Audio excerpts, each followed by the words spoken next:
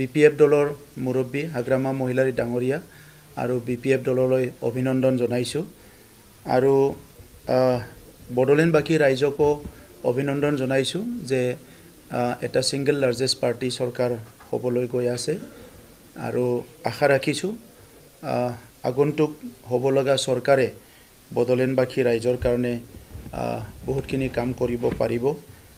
दाथ' नोंथांमोना नुखाबाय BTC इलेक्शनाव CPF आ देरहाबाय दा बिनि सायावनो दा प्रमद सारा मोनसे बिबुंथि होदों आरोना नैबे भिडिअखौ फारसेनिफ्राय फुल नायबानो जाबाय।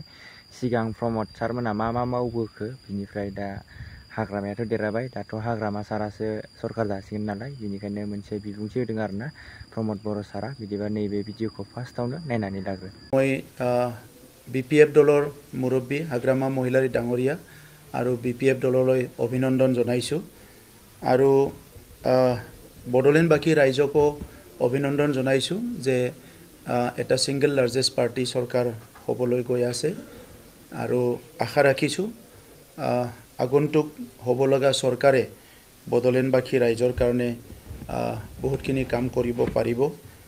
UPPL দল হিচাপে যোৱা 5টা বছৰত প্ৰথমবাৰ আমি চৰকাৰলৈ আহিছিলোঁ আৰু সেই 5টা বছৰত আমি শান্তি সম্প্ৰীতি নিৰাপত্তা আৰু সমন্বয় আৰু ইয়াৰ লগতে উন্নয়নৰ কথাবিলাক চিন্তা কৰি কাম আৰম্ভ কৰিছিলোঁ আৰু 5টা বছৰত বহুখিনি কাম কৰিছোঁ, বহুখিনি কাম ৰৈ গ'ল।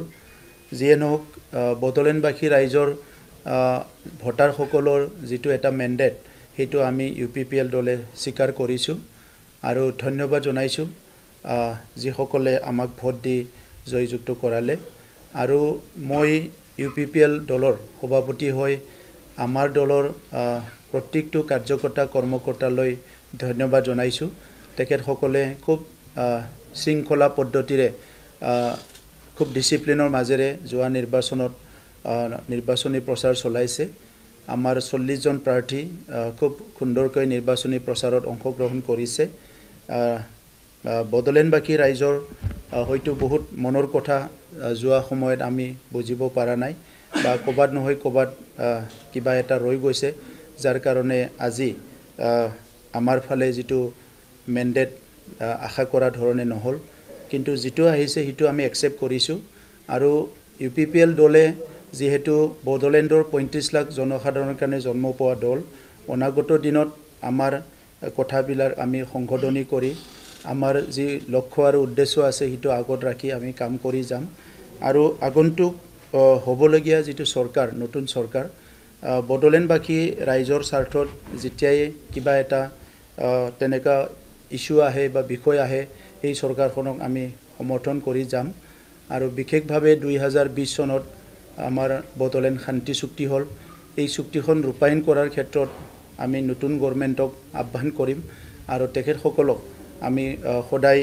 যেতিয়া প্ৰয়োজন তেতিয়া আমি চুক্তি ৰূপায়ণৰ ক্ষেত্ৰতো আমি সদায় তেখেতসকলৰ লগত থিয় দিম আৰু কেন্দ্ৰীয় চৰকাৰ ৰাজ্য চৰকাৰক আহ্বান জনাম যে বড়োলেণ্ড চুক্তিখনৰ বাকি থকা দফাখিনি অতি শীঘ্ৰে যাতে ৰূপায়ণ কৰে আৰু বড়োলেণ্ড অঞ্চলত UPPL দল যি উদ্দেশ্য লক্ষ্য লৈ পেলাই জন্ম হৈছে এই উদ্দেশ্য লক্ষ্যটো আগত ৰাখিয়ে অনাগত দিনতো আমি কাম কৰি যাম।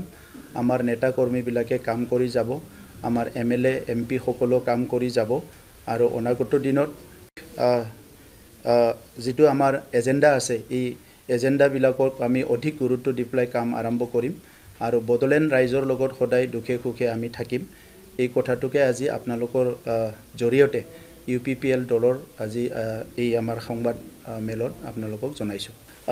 এইটো আজি ক'ব লাগিব গণতন্ত্ৰত ৰাইজে ৰজা আৰু ৰাইজৰ মেণ্ডেটটো মানি ল'ব লাগিব।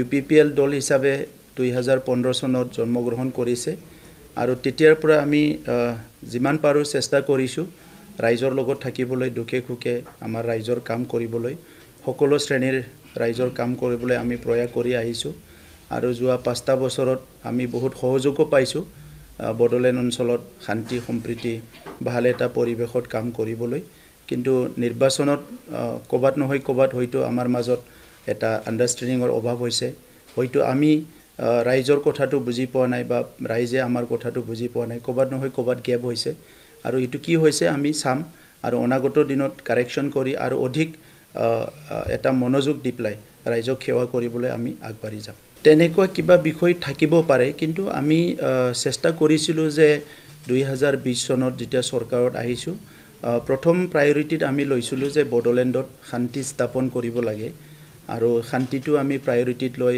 সকলো জনগোষ্ঠীৰ লগত সহযোগ কৰি বা সকলোৰে লগত যোগাযোগ কৰি পেলাই একেলগে আগবাঢ়ি যাবলৈ শান্তি প্ৰতিষ্ঠা কৰিবলৈ চেষ্টা কৰিছোঁ। আৰু এই কামখিনিত আমি অধিক গুৰুত্ব দিছোঁ, কাৰণ 30-40টা বছৰ পৰিৱেশটো বেয়া আছিলে। ছেকেণ্ড আছিলে নিৰাপত্তাৰ কথা। এটা সময়ত বড়োলেণ্ড বুলি ক'লে অলপ নিৰাপত্তাহীনতাত চবেই ভোগে, তেনেকুৱা চবৰে মুখে মুখে কথাটো আছিলে। সেইকাৰণে আমি চেষ্টা কৰিছোঁ যে আমাৰ সময়ত কোনো এটা অঞ্চলত কোনো এটা স্থানত তেনেকুৱা অপ্ৰীতিকৰ বা এনেকুৱা অঘটন নহয়, সেইটো চাব লাগে। তৃতীয় আছিলে সমন্বয়, যে আমাৰ মাজত অলপমান গেপ হৈছিলে জাতি জনগোষ্ঠীৰ মাজত। সমন্বয়টো ঘূৰাই আনিবৰ কাৰণে আমি প্ৰয়াস কৰিছিলোঁ আৰু কাম কৰিছিলোঁ। আৰু তেনেকুৱাই যিটো উন্নয়ন, এই উন্নয়নটো গ্ৰাছৰুট লেভেলৰ উন্নয়ন আৰু নতুন আন্তঃগাঁথনি আৰু নিড বেছ ইনফ্ৰাষ্ট্ৰাকচাৰ তেনেকৈ চাই পেলাই আমি কাম আৰম্ভ কৰিছিলোঁ। আৰু সেই কামটো আমাৰ বহুত কাম জাষ্ট আৰম্ভহে হৈছিলে। বহুত কাম আমি ইতিমধ্যে ৰিজাল্টো ওলাইছে বা সফলো হৈছোঁ। ইয়াৰ ভিতৰতে ক'ৰবাত নহয় ক'ৰবাত কিবা এটা গেপ ৰৈ গ'ল, যিটো হয়তো আমি বুজি পোৱা নাই বা জনগণে বুজি পোৱা নাই। ক'ৰবাত নহয় ক'ৰবাত এটা গেপ ৰৈ গৈছে।